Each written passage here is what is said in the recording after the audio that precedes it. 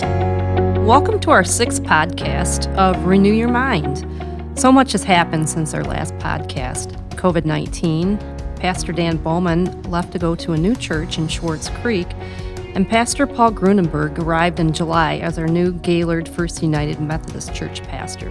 So today we have with us Pastor Paul and Pastor Jordan Chambers, our youth and family pastor, and myself as Dana Hall as your moderator. We're going to change up our podcast a little bit going forward. We're going to go ahead with a weekly production of shorter podcasts, and then we hope you're going to enjoy this new format, and you'll be able to hopefully fit it into your listening schedule a little bit easier and look forward to that once a week.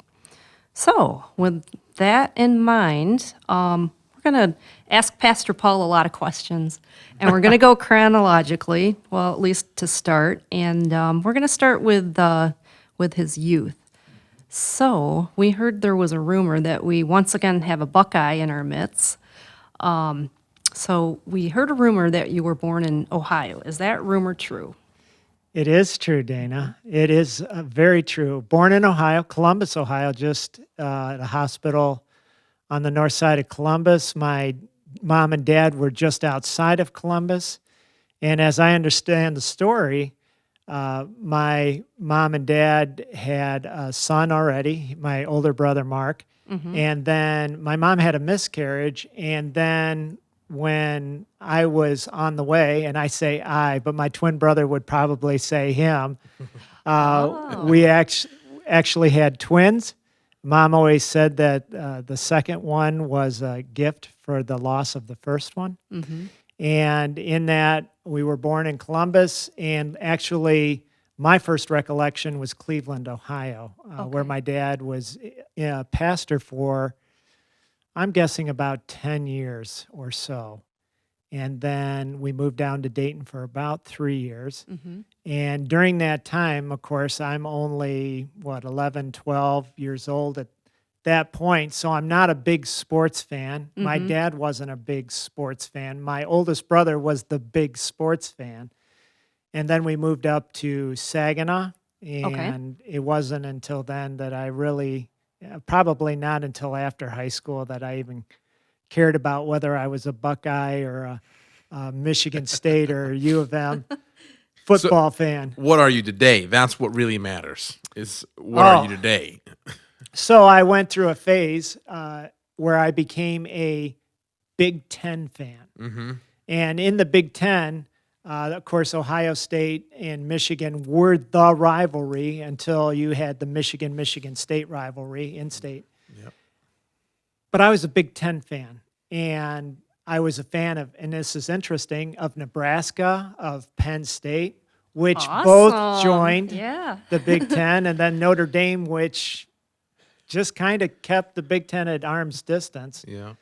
But always been a Big Ten fan, want to see the Big Ten represented well in the national, or on the national stage, especially when it comes down to who's going to be the national champion. So I'm a Big Ten fan.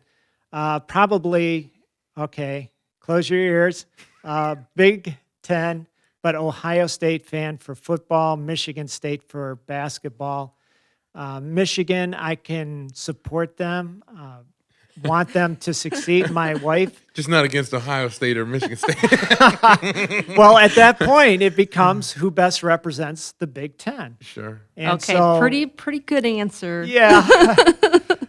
It's a little too fair. No, that's interesting, though. Yeah. Well, a few years ago, Ohio State was ranked number 1. Michigan was ranked probably within the top 10, and I was pulling for Ohio State, but Michigan won. Yeah. And, I'm like, you just ruined the Big Ten's chance for a championship. Oh. All right. Well, that's interesting. So twins, you're a brother. What is your twin brother's name again? It's David. It's David. Okay. All right. So, little story. My mom and dad liked biblical names. My oldest brother's Mark. My youngest brother's Joel. My sister's name is Elizabeth. And when it came to us, they wanted friends from the Bible. So they looked at David and Jonathan, Old Testament friends, and they looked at Peter and Paul, New Testament friends, and ended up with David and Peter. Or David and Paul. Excuse me, I am Paul. Oh, that's good. They mix and match though. That's They right. didn't go with a pair. They one from each. Well, let's see. I think you answered a lot of questions already. You talked about growing up in Ohio. Is there, you talked about how you moved around in Ohio. Is there anything else you want to talk about regarding the church or the spiritual life or hobbies or anything else you would like to share with us? Well, as I alluded to, my dad was a pastor. And when we were up in Cleveland, we lived right next to the parsonage. Mm-hmm. And the parsonage was on a corner, and then the church was on the street. And we had like 20 acres of woods behind us. It was That's so much awesome. fun. Yeah. Yet, in the church itself, and I've shared this in a sermon, we would go over and play church, my brothers and my sister and I. And so I've directed the choir, I sang in the choir, I preached from my dad's pulpit. I would marry my sister probably a couple times. And as I say, I probably buried my brothers more times than I can remember. And when you say marriage, did you perform the marriage? Is that what you're saying? I'll just say yes. So we had a lot of fun playing church, but then we were just playing church and, doing what we saw our dad do. Mm-hmm. And the spiritual impact, I remember a time when I was probably in third grade. It's the first time I remember really thinking about God. So I would have probably been 7, 8 years old then. And Mr. Martinson was the Sunday school and teacher, and we were going over, and I don't recall if it was the Lord's Prayer or maybe the Apostles' Creed. But it was when we were talking about God in that sense that it really struck me that, God loves me, that God cares about me, that God is real. And that's my first recollection Mm-hmm. of God. When you think about it, Jordan, you grew up in the church. When do you remember really thinking about God deeply? It was really impressed on us from a very, very young age. I remember being frustrated at about age 4 that I wasn't allowed to take communion. And I would constantly ask my parents. In fact, I'd sneak it every once in a while because I knew which Sundays were. So I would just go to the kitchen before Sunday started. But I would ask my dad, how come you're not letting me take communion? And he says, because you need to know what it means. You need to know the value of it. It needs to mean something specific to you. It can't be just something.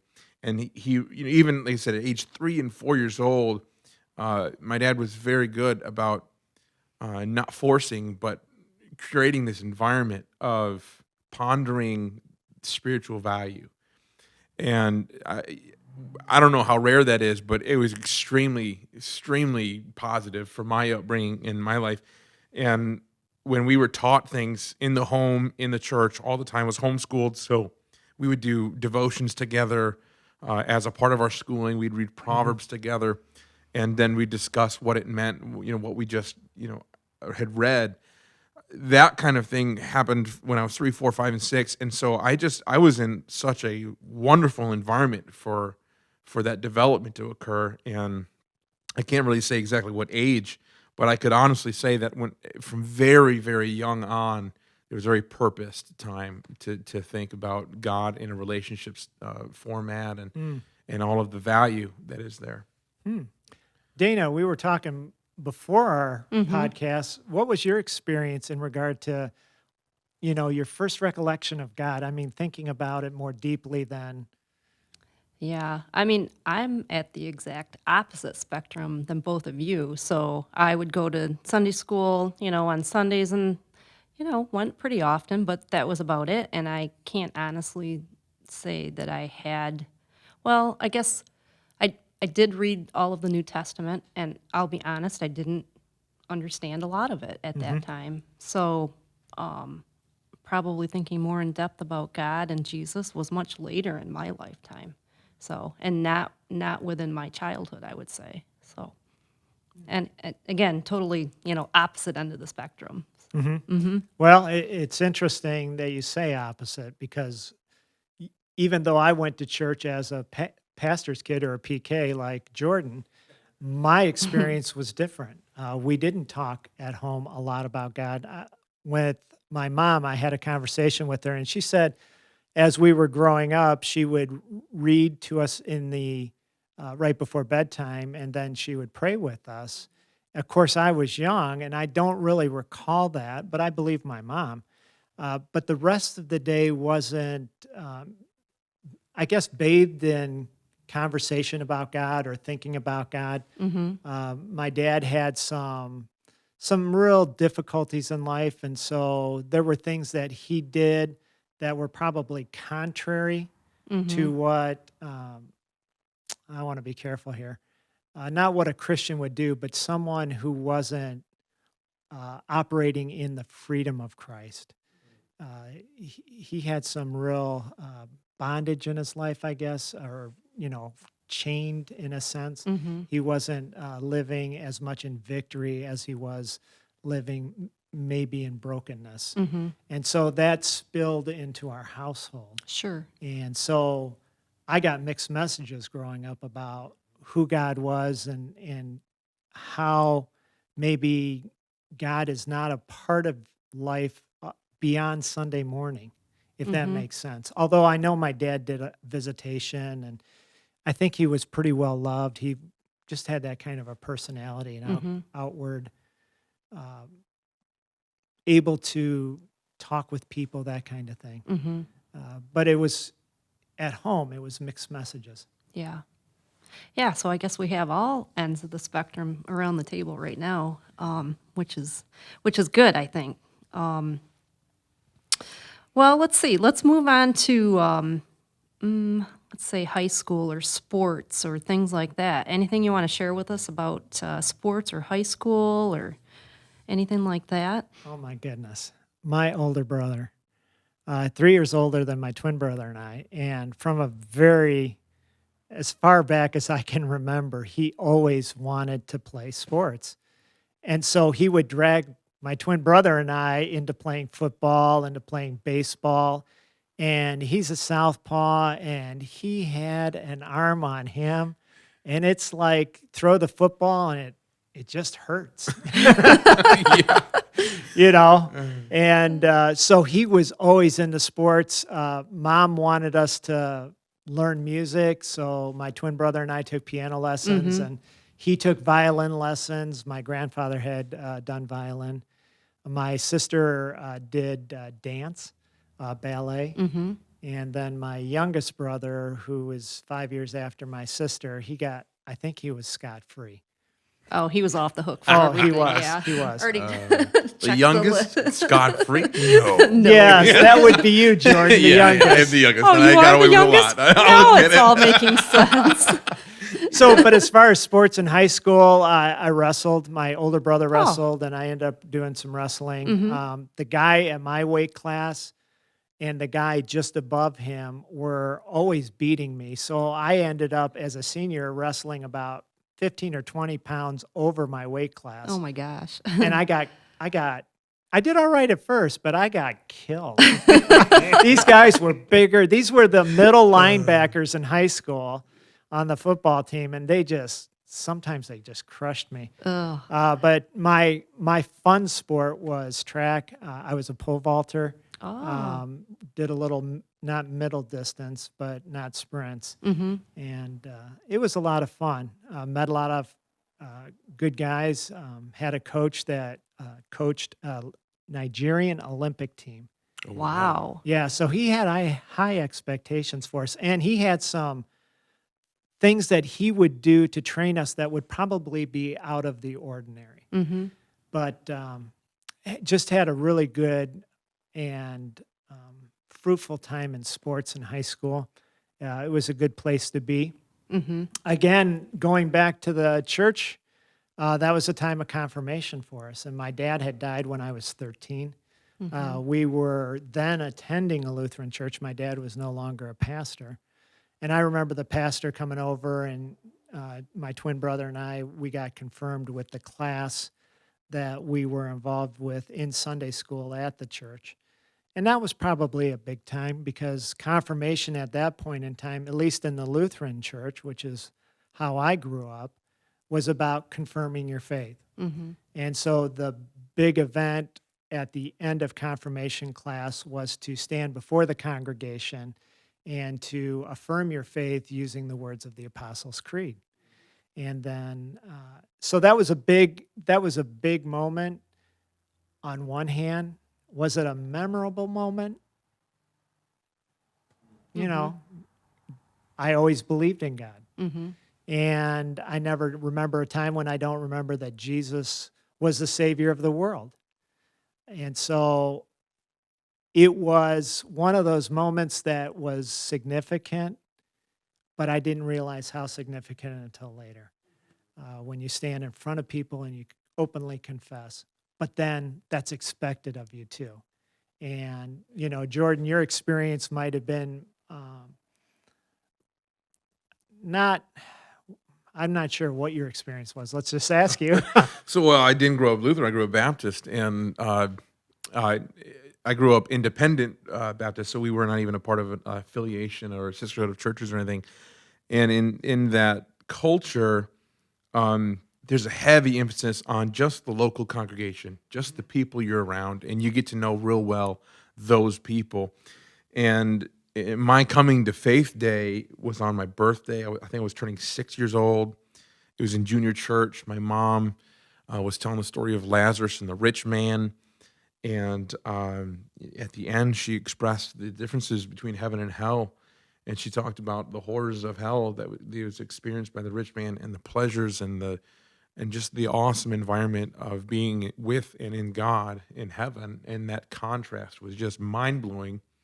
And it was immediately recognizable. And so it was something I wanted to take advantage of, because she made it very clear. She was very good about it. She did it when my dad was, as long as my dad's been preaching, so was my mom, just in a different setting, you know. Different congregation. Yes, exactly. A much younger one. But so that day, she led me to Christ in a spiritual, intimate relationship.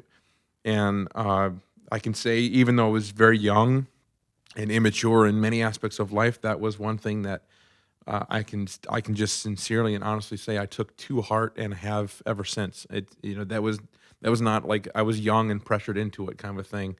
It was a real decision I made as a very, very, very young man, but it was real.